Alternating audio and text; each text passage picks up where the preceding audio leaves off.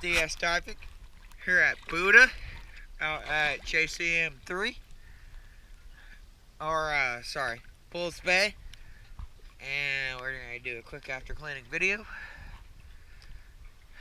It's pretty slimy but cleaned up alright. The sink on there is still looking good. Let's go see how she looks.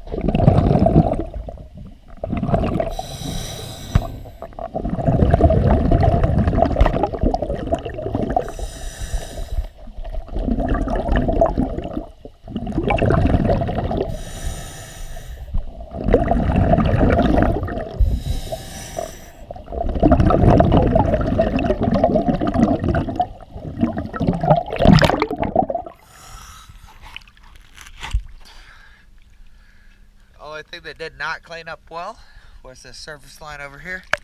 I scrubbed it, scraped it. I don't want to mess up your paint, but that ain't wanting to come off. DS diving, thank you very much.